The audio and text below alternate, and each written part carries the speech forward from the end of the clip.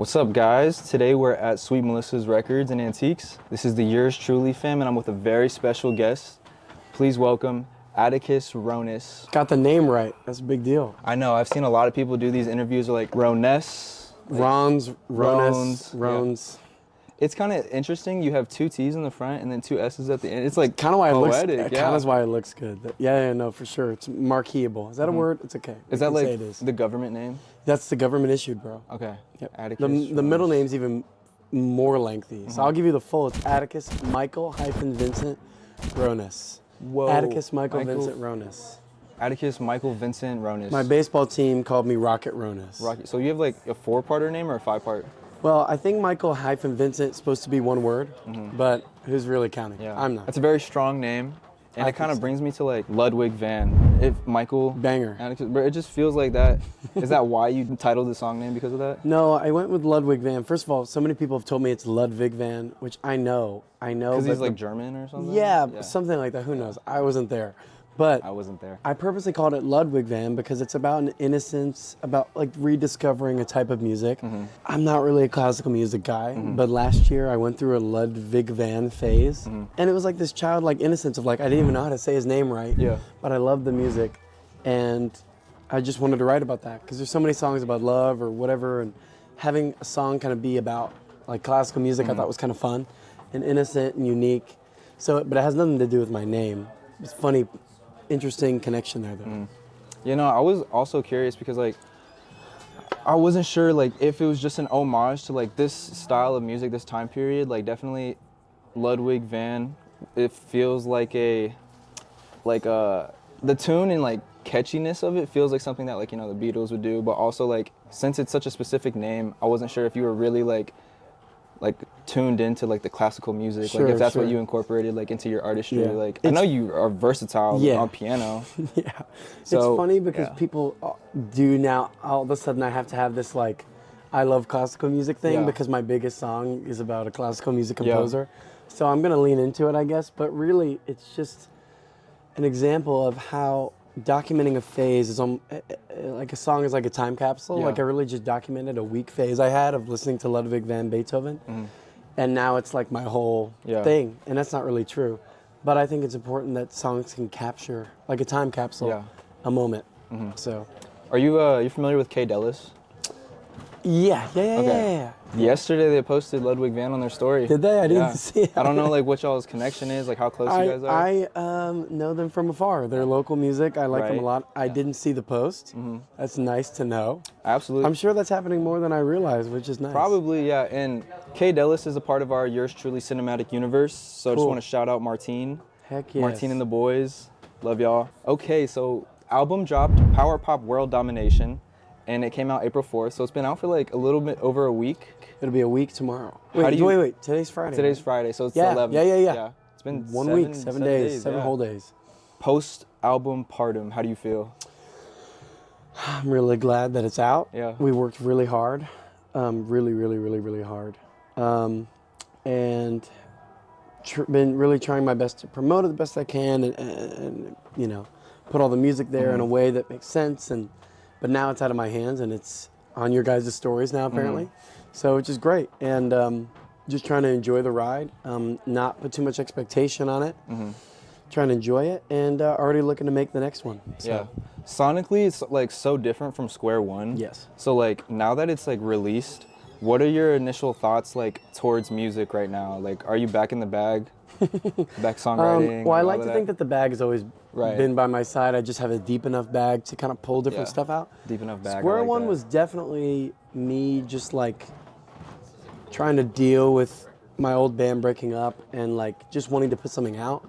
Like really that was more of an interlude than anything else. And the fact that it's become a part of the canon in a way that people really like has been very surprising to me. But Pop World Domination was always the album I wanted to make. Yeah. I didn't have the bass or the like followings as a solo artist to put it out because this needed some eyes and ears on it, I think. Yeah. And it's now giving me more of a platform. This one is. But yeah, I like to think my bag's deep enough to be able to do like the acoustic stuff, the power pop stuff. The next one after this is more psychedelic, a little darker. And so I like to think I have all those different capabilities. Yeah. I'm glad that you talked about like your sort of take on songwriting is very like pop oriented, and a lot of the songs on like this record, Not the One I'm Looking For, you practice like very tastefully like where you put your harmonies. Yeah. You do have them like in different parts of the song, but on Not the One I'm Looking For, I just wanted to like salute you on that one because that's one of my favorite. Thank you. Absolutely. What are your favorites off the album? Well, that one's certainly one. That was also the one that that was the one, ironically, that we knew like going into it, like that's going to be the lead single. The bass line, Radley Fenimore wrote that, my bass player, the drummer, Stephen Grubb at the end there. I mean, that one really is a collaboration of the three of us. And, but no, I would say my top 5, you didn't even ask for that, but I'll give you my top 5, because I have my own top 5. Let's do it now. Okay, Closer, I think the guys just gave me that melody and like chose me. I feel lucky enough to be able to make that one. Last Year's Words. That's is a great like one. Me being able to do my like Beatle thing. Oh, also, I feel like Last Year's Words is like, to people who are not really like the biggest fans of like classic rock and roll. Yeah. That's one that's like very digestible. Definitely, it's very poppy. It's very funky almost. Yeah, I agree with you. Closer, Last Year's Words. I have a soft spot for Lonely. I think lyrically, it's some of my best work on that album. You Got Me is popping off right now. For some reason, it's towards the end of the album. It's like one I thought was just going to be like a little pop ditty at the end. Yeah. And it's got like the most streams of any non-single track already. So You Got Me, and then we'll close it out with I'm in Love. I really like that song. All right. I'm glad you mentioned I'm in Love, because I'm in Love, Last Year's Words, and it's not conventional because you didn't say like the biggest single off the album, like Ludwig van. Yeah, no, I know. Yeah. Well, that's what's so cool about this record, and I've told people this before. Like, we chose those 3 songs. I almost could have pulled these out of a hat. Like, I didn't know.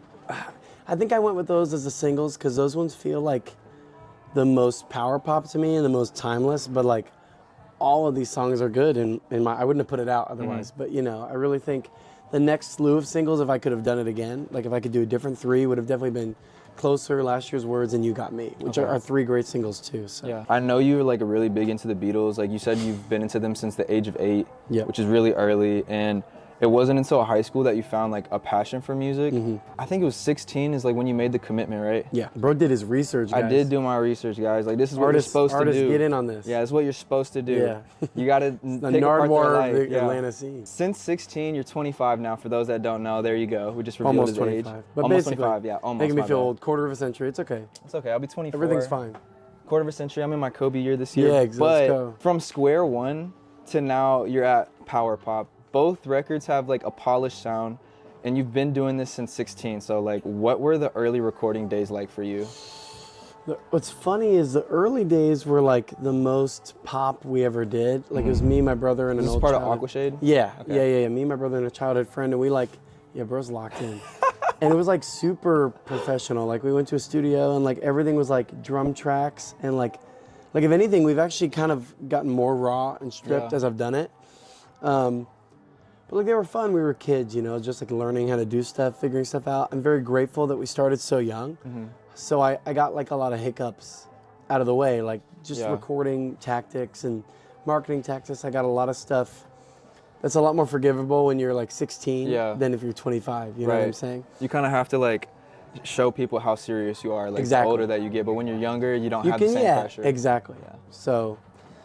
But yeah, every time you learn something, and if anything, these, as being a solo artist, has been the most like galvanize the troops. It takes a village. Let's figure out where we're gonna, like Square One, we recorded it at so the label I'm under is called Mum House Songs, and the name came from, we recorded Square One in my producer's mom's basement. Okay. So Mum House. Is it Mum? Yeah, Mum House. Yeah. Mum House. I like so that's why that name came from that, is because we literally recorded it in his mom's basement. Okay. But yeah, it's very much been like almost less professional as we've gotten older, but I've gotten more professional. So I'm bringing that to these situations, you know? The older you get, you become more like Rick Rubin. You know what I'm saying? Yeah. Like, if not for music, where would you be?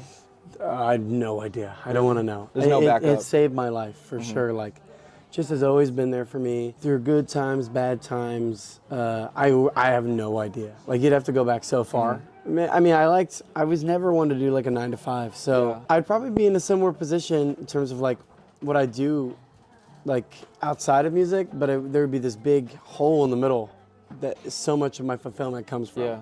So, who knows? Who knows? When you were in high school, like before you really got serious, like what were you doing? I mean, obviously school. Yeah. I was into sports, so I played baseball young. I was really good at baseball. Got burned out. Played basketball. I was pretty good at basketball. I played high school ball. Yeah. But like we both know that wasn't going anywhere. But it was fun enough. I mean, bro, you definitely have the build for like an athlete. You know, I could see you doing wrestling. My brother and I, definitely were athletes first, and then like just had this like creative knack and sensibility, and have both chosen to like tap into that. But I have no idea what. Well, that's a great answer because this shit's gonna work out. Yeah. Yeah. I hope so. Yeah. I hope so. No hope, bro. It is. Thank you, man. All right. So how long you've been performing since 16? Yeah. But like, I know you perform at Smith's a lot, and I know you go to Athens a lot. Yeah. So like, I want to know if there's a specific venue or show for you, like in the whole time where you were just like, this is shaping me into the artist I am today. Like this performance has been so memorable. I needed this little bit like of a battery in your back. Yeah. There have been shows that I've done at different points that have given me like, because this is really hard. For anybody out there, chase your dreams, go do it. But it's really hard. And you're going to have to give up a lot to do it. True, sacrifices. Oh my goodness, yeah. The Corduroy Blue was my brother and I's band. And I would say we played a show upstairs at Smith's right as a lot of like COVID was kind of passing. Like April 2021, I just remember the energy being so good. And it reminded me of like, dude, this is like, first of all, we're here. Like we played a really good show and people care. A lot of people came out. Yeah, and those are just shows that like kind of give you some energy and a boost to last you through times that are harder and more difficult. And so that was definitely a show at Smith's, April 2021. And then for me, during the Square One era, I was able to do my release show in Athens, which I'd never done a release show outside of my hometown. You know, it was a really good crowd. And so to know that I could pull, you know, on my first solo album in a different city, we could pull people out to it was a really affirming experience. So that show was so beautiful. There's like film from that somewhere on YouTube. And yeah, just those songs, Square One songs are really special to me. They hold a really specific place in my heart. And so to be able to just go out there, me and an acoustic guitar and captivate an audience was really special. And then Pop World Domination, we're doing our release show at Smith's, April 26th. I can go ahead and already say that one's gonna be a movie. But yeah, we played so many good ones since me and my new band have been together. But I think that the ones that are going to shape me for this era are to come, I would say. Okay. Because these songs are now out, and now people are going to know them. And there's going to be like a different energy when you're performing them. Exactly. So for the people that are going to hear you for the first time, what do you want them to feel? Well, I guess I can't tell you how to feel, but I think that one thing about my music, I hope everybody has a great time. That's all I care about. Yeah. And you know, if you feel emotional about it or if you don't, that's okay. But I think everybody will have fun. I feel like the visuals are matching a lot of what this album sounds like. Yeah. Like Y2K, like vintage, yes. VHS. Yeah. What's been your approach with visuals, and like what are you like hoping to like lean more into visually wise? Yeah. Well, I want to do something different visually for every record. Yeah. For this one, I wanted to combine like Y2K with like britpop 90s with this almost 60s sound. And so that's been my like guiding star the whole time. It's like, how can I make this 60s meets 90s with every piece of it? And so the Y2K is something I've been really into, but I don't really make like club pop music. Yeah. So I thought it'd be cool to combine that with this sort of 60s music. And it seems like it's been an interesting blend. It feels like if somebody like you, or like from the past went to the future, you heard Brat and then went back to the past and brought like and then that, you're like, dude, I found some crazy stuff we Yeah. could put on this album cover. Yeah, exactly. Dude, the album cover is so sick. It also reminds me of like Scott Pilgrim vs. the World. Yeah, you know totally. Yeah, dude, the visuals on this took a village. It was Hannah Middleton taking photos, legend. Yeah. My buddy Aiden McGeehee doing a lot of like, he didn't make the album cover, but he made all the single covers, and he was a big part of getting me to a place with the album cover where I liked it, and then I sent it to my buddy Jacob, who finished it. Yeah. So shout out to everybody visually took a village. We've talked about our friend Jade. She did the shout out videos. our mutual Jade. Jade, I love big you. Homie. Mwah. Yeah. Earlier in this interview, you mentioned music saved your life. On Square One, you have a song called "Music Has Ruined My Life." That's good. Yeah, there's a little bit of. That's funny. It's a little bit of an ironic thing. Yeah. First of all, that's also Jade's favorite song on Square Music Has One. Ruined My Life. Yeah. It's like reflective, emotional ballad, but like, where did all that come from? Well, the idea is like, one thing about Square One that I love about that album is it's so unsure of itself, like thematically. Yeah. Like So What is like that too, where it's like 1 minute I'm missing somebody and the next I don't want to even talk to them. And I think that's part of the human experience. I think we all act more sure than we really are. Yeah. And it's okay to have split emotions about somebody, some place, something. So I think with the same breath, I can say the music saved my life. Like it kept me out of trouble, it kept me grounded, it kept me creative, it kept me connected to the world. But it also, and I'm being facetious on that song a little bit, but I mean, like it did cost me like relationships. Like I was putting more effort into that than the relationships, and those have to give. And you know, it's cost me a lot of money and 100%. And time. And so it's ruined my life in some ways. But I think the main thing about that song is I'm saying no matter what it does to me, like physically or whatever comes at the cost, like I'm willing to pay it because it is just my heart's song. I feel like when you have something like you're so passionate about, it like kind of blurs everything like behind you. So like 100%. Relationships get like put in the rear view. It can get hard. Relationships, family, just like other things where people don't necessarily understand how like serious you are about something because they're not living it. No. And you did mention like the band like Corduroy Blue, like with your brother, like y'all kind of split ways because because it was ruining the bond. Not ruining, but like it was the bond my brother and I have is so special that the music was almost diluting it a little bit, and we can get back to being brothers again. You know. As a solo artist, do you feel like what are the like tribulations and like what are the obstacles you have to overcome like with relationships now that you're not in a band, but like what are they like now? Oh, I would say everything is a lot. First of all, I've grown since then, so I learned how to delegate better, and I everything's kind of gotten a little easier. I mean, I pay for everything myself, but I can also make all that back. Yeah, exactly. Yeah. So that's kind of the way I would describe it. Like there's a lot more work on my end, but there's also a lot more payoff.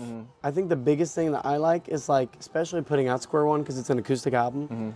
Like I call the shots, and I can play a show by myself or with 100%. My band, and there's music to support both of those, you know, avenues. So. It's a lot easier like when you're performing because you did On the Couch and you also did. There's this other one where you're like. You've done it twice, like something wood or like in the treehouse or something like that. Is it Kapoor House? It might be. Because I've done a couple of things with Kapoor House. Okay. We'll just say yeah, sure. Yeah, Love Kapoor Kapoor House. Shout out Kapoor House. We'll work with you one day. Yes, definitely you should. Yeah. But yeah, I saw that and I was like, you don't have to have a band every single time to like find out and like digest who Atticus Roness is. Yeah, and definitely. I think that's cool. Yeah, you can do it like both ways. So like in terms of like your own like identity and like things when you're songwriting, what's like at the forefront every time that you like really pour something into a song? Well, I always write the music first. Yeah. So the lyrics are always an afterthought, and sometimes they suck, sometimes they're good. It just depends on how I'm feeling. Yeah. But the melody always comes first. The worst thing you could do as a songwriter if something's starting to catch is to stop. Like my family gets annoyed probably because I'll start something and they're like, Atticus, you know, do this. I was like, guys, not right now. Yeah. I gotta lock in on this. Go like, this is what's important right now. Yeah, exactly. Well, that's also important. It is important, but I will get there in a second. Yeah, it's not going anywhere. This is gonna go somewhere if I don't finish. Because it's inspiration. Inspiration can be fleeting. Dude. Yeah. This is a sad thought, but there's so many songs probably that are great that I missed because I was out or just not locked in, and the melody's gone. I can't remember it. Where do you see your artistry going? I don't know. You know what I'm saying? I know the songs I want to make, and I know the albums I want to make, and so that part I can do, and that part I can control. But life has proven to throw tons of curveballs, crazy pitches, and so I just kind of I'm gonna follow it where it takes me. You know what I mean? I know that I'm gonna bring my songs with me in my briefcase and in my iCloud storage, and wherever life takes me, I'm ready for it. Hell yeah, bro. Well, time for the next part. Okay, let's do it. Can I get some glasses? First question. I know you're a Beatles fan. Yes. Put these Beatles albums in order from earliest to latest release. Oh, bro. Rubber Soul, Sgt. Pepper's Lonely Hearts Club Band, Help, and Let It Be. Okay, easy. Help, Rubber Soul, Sgt. Pepper, Let It Be. All right, he nailed that. Yeah, that's easy. Hey, he really does. That's like saying my name. He's not a poser. That's like breathing. No. Certified, not a poser. Okay. I could have named you every song on all those albums. Oh, before we continue, you did a GQ 10 Things I Can't Live Without. Yeah, a long time ago. Own version. Yeah. What have you taken from the collection and like replaced with something else? Because that was like a year ago. Bro, honestly, that whole thing I probably could do without now. All 10 of those things. Yeah. Are you still wearing the Polo Platinum? No. I move on. I move on pretty quickly. We can never forget where we came from. Yeah, exactly. But I mean, now I probably can't live without a good pair of sunglasses. That's true. My Beatle records. Yeah.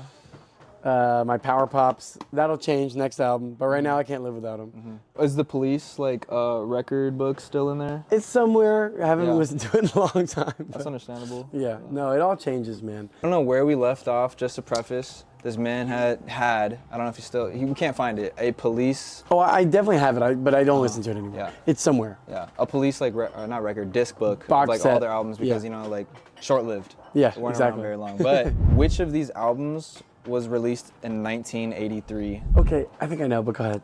Zenyatta Mandata, Okay. Outlandos de Amor, Ghost in the Machine, or Synchronicity? Okay, so it's definitely not Outlandos de Amor, and I don't think it's Zenyatta Mandata. I think it's Synchronicity.